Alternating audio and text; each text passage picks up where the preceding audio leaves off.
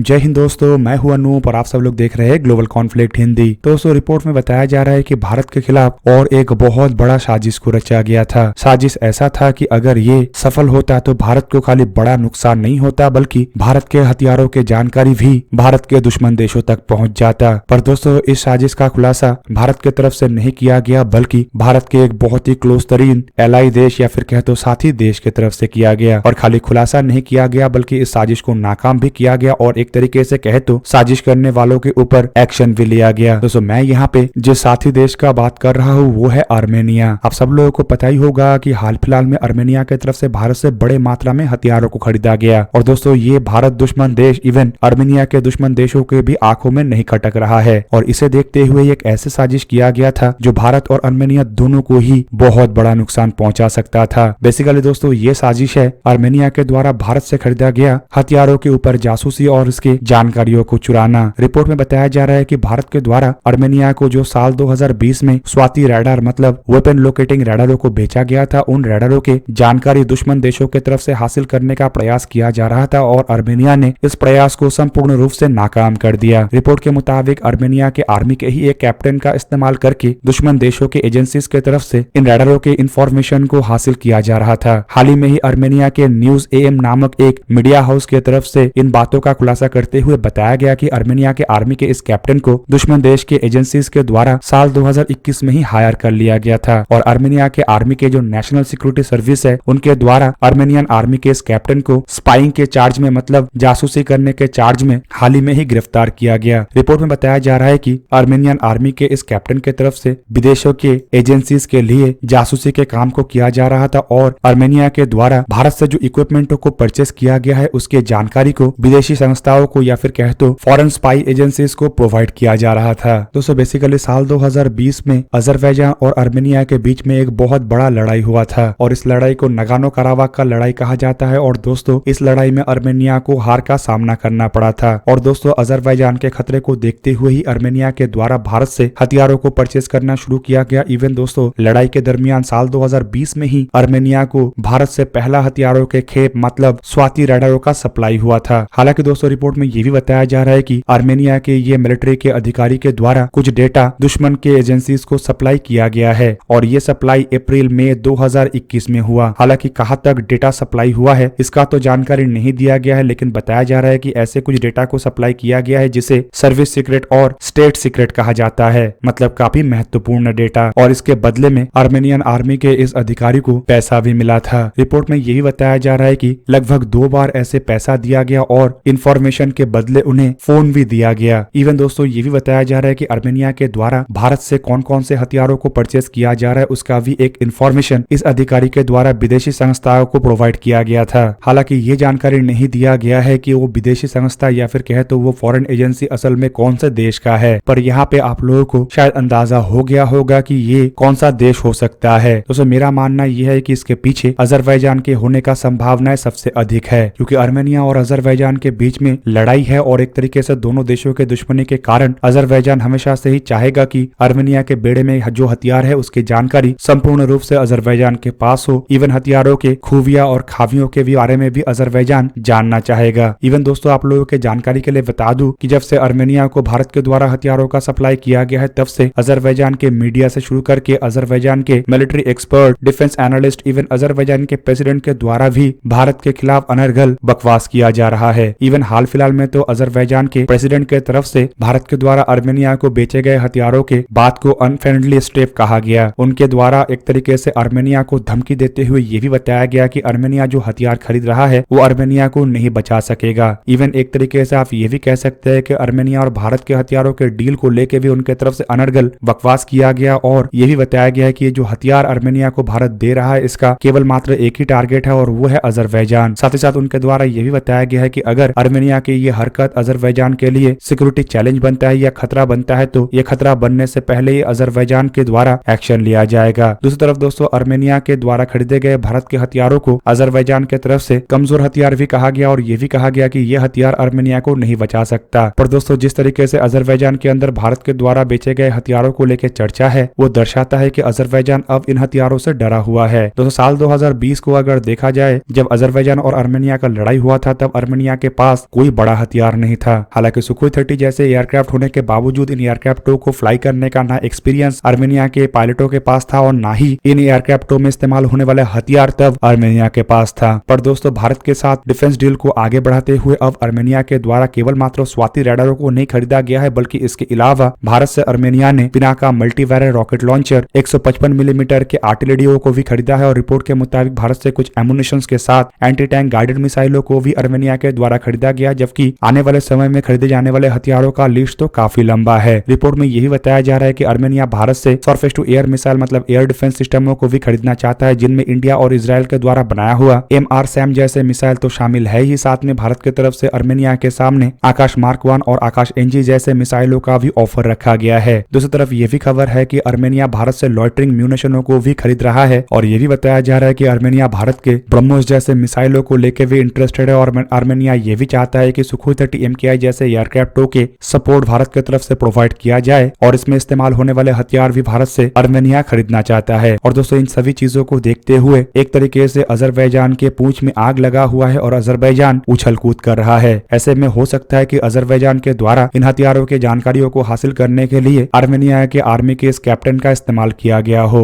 जबकि दोस्तों, ये जानकारी अगर लीक होता है या ये जानकारी अगर अन्य देशों के एजेंसीज को मिल जाता है तो इससे केवल मात्र अजरबैजान को ही फायदा नहीं होगा, बल्कि फायदा एक तरीके से पाकिस्तान को भी होगा। अब सब लोगों को पता ही होगा कि पाकिस्तान लगातार प्रयास करता है कि कैसे भारत के हथियारों के जानकारियों को हासिल किया जाए। इवन इसके लिए पाकिस्तान के जो बदनाम खुफिया एजेंसी ISI है वो लगातार हनी ट्रैप जैसे घिनौने ट्रिक को भी अपनाता है और भारत के अधिकारियों को भी बहला फुसला के या फिर कहे तो अपने जाल में फांस के और ब्लैकमेल करके भारत के हथियारों के जानकारियों को हासिल करना चाहता है। ऐसे में आर्मेनिया तक हथियार पहुंचने के बाद शायद इस ट्रिक का इस्तेमाल पाकिस्तान की तरफ से भी किया गया हो। जबकि दोस्तों, इसके अलावा फायदा और एक देश को भी है और वो है टर्की। और दोस्तों, मैं ये इसीलिए कह रहा हूँ क्योंकि अजरबैजान का सबसे बड़ा एलाई टर्की है और अजरबैजान और आर्मेनिया के लड़ाई के दरमियान भी अजरबैजान को सबसे अधिक मात्रा में हथियारों का सप्लाई टर्की की तरफ से ही किया गया था। हालांकि उस दरमियान आर्मेनिया के पास बड़े हथियार और एडवांस हथियार ना होने के कारण टर्की के ये हथियार सफल हुआ था और काफी हद तक टर्की के द्वारा अपने ड्रोन और अन्य हथियारों को लेके एक तरीके से हाइक भी क्रिएट करना संभव हो पाया था। पर अब टर्की को यह डर है कि आर्मेनिया जिस तरीके से भारतीय हथियारों को परचेज कर रहा है, इससे आने वाले समय में अगर आर्मेनिया और अजरबैजान के बीच में लड़ाई होता है तो टर्की के हथियार नहीं टिक पाएगा और ना ही टर्की के हथियार अजरबैजान को बचा पाएगा। ऐसे में टर्की के हथियारों के पोल खुलने का भी डर है और इसलिए अगर टर्की भारत के हथियारों के जानकारियों को हासिल कर पाता है तो एक तरीके से अपने हथियारों के मजबूती को बढ़ा सकेगा या फिर दूसरे पद्धति को अपनाते हुए भारत के हथियारों को नुकसान पहुंचा सकेगा। ऐसे में दोस्तों, अंदाजा तो यही लग रहा है कि भारत के हथियारों के जानकारियों को चोरी करने के पीछे अजरबैजान, पाकिस्तान या टर्की जैसे देश हो सकता है, लेकिन फिलहाल भारत की तरफ से अब तक आर्मेनिया को केवल मात्र वेपन लोकेटिंग रडारों को ही प्रोवाइड किया गया है और वो भी काफी कम संख्या में, जिससे कि अगर इस तरीके के हथियारों के जानकारी लीक भी होता है तब भी भारत को ना ही अजरबैजान को उस तरीके का नुकसान होगा। पर यह घटना अगर कुछ साल बाद होता, मतलब साल 2023-24 के दरमियान होता, तो ये दोनों देशों को ही बड़ा नुकसान पहुंचा सकता था। खास करके भारत के लिए तो ये काफी बड़ा नुकसान होता, क्योंकि तब तक आर्मेनिया के पास भारत के आर्टिलरी से लेके लॉइटरिंग म्यूनिशन, रॉकेट आर्टिलरी से लेके एंटी टैंक गाइडेड मिसाइल जैसे हथियार होता और ये जानकारी लीक होने पे इन सभी हथियारों के जो क्षमता है वो एक तरीके से कॉम्प्रोमाइज होता। पर दोस्तों, इस तरीके के साजिश संपूर्ण होने से पहले ही आर्मेनिया के द्वारा इसका खुलासा कर दिया गया और एक तरीके से कहे तो आर्मेनिया के द्वारा इसे नाकाम भी कर दिया गया। दोस्तों, ये था आज का वीडियो। अगर आपको वीडियो अच्छा लगा तो लाइक कीजिए और मेरे चैनल को सब्सक्राइब कीजिए और साथ में बना हुआ बेल आइकन को भी प्रेस कर दीजिए ताकि आप मेरा वीडियो देख पाए सबसे पहले। जय हिंद।